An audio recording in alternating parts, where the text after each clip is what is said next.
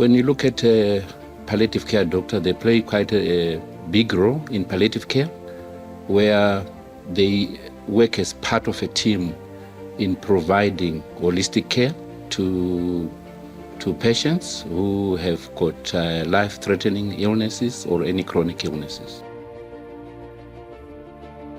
The focus is on making sure that the quality of life of a patient is of the highest order. So one of the most common symptoms is pain. So we try our best to make sure that at all the time the pain is relieved, and any other pain symptoms or non-pain symptoms which the patient may have. Pain is quite a big issue, like I said earlier, and there are many modalities we use and pain management. It can be the physical, where we use opioids, but there are other modalities like physiotherapy, just counseling itself, or even things like music, massaging, and so on. So we can use all those modalities to treat pain in a patient. Actually, this is one of the biggest misconceptions about palliative care, where they think palliative care is only about end of life. But it can start quite early on in cancer diagnosis, where you can provide, like I said earlier, the pain management, but also the counseling aspect to the patient and also to the family members.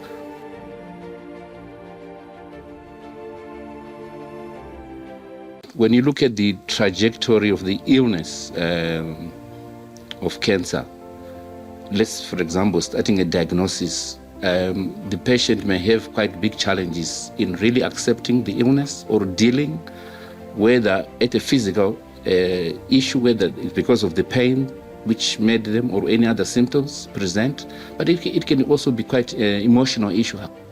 How do you cope? It can also be spiritual issues. Why is this happening to me? Palliative care, in its holistic approach, helps to the patient to deal with that. And also, we can also involve palliative care when, from a medical aspect, when you see that the disease is in a progressive state, the chemotherapy is no longer working, or when the patient is having a lot of recurrent admissions in hospital. So there you can actually start palliative care. Another difficult area among health professionals. In palliative care, we make sure that you are well trained and well equipped to deliver such, if I may call it, bad news. As you are aware, cancer, whether they're looking from a spiritual, cultural perspective, it has some connotations and also some misconceptions, in the sense that, like, for example, some from a cultural perspective think cancer cannot be treated in hospital. So their first port of call maybe will be the alternative therapies. So when we are trying to manage and integrate palliative care into that manage, we address all those aspects.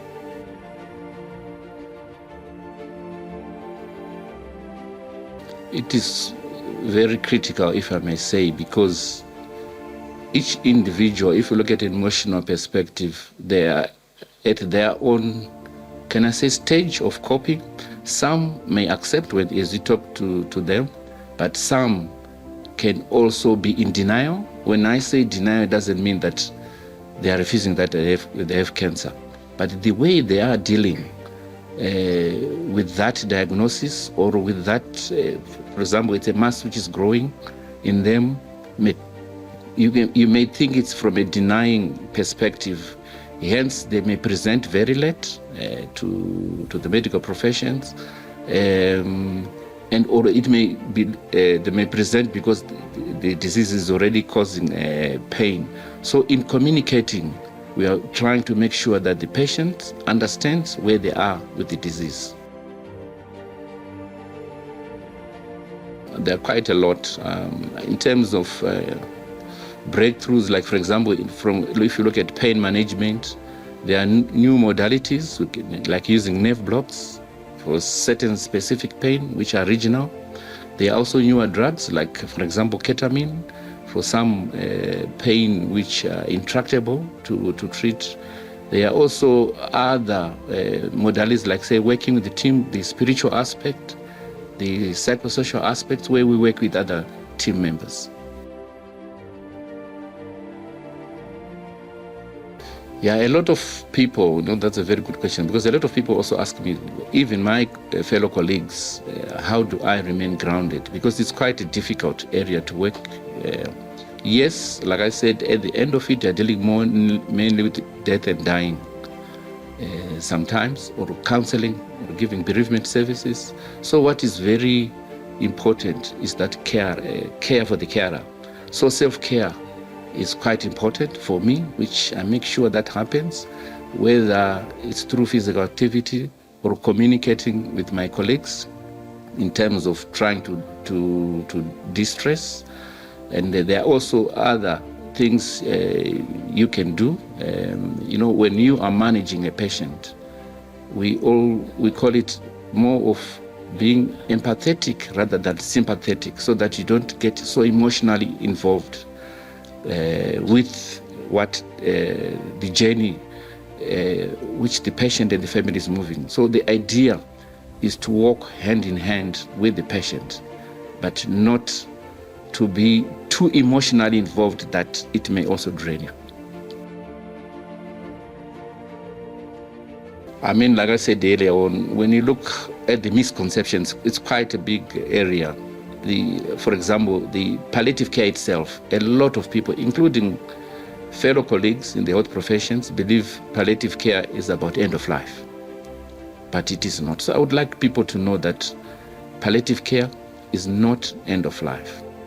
It's about improving the quality of life of those patients who have got any chronic or any progressive illness.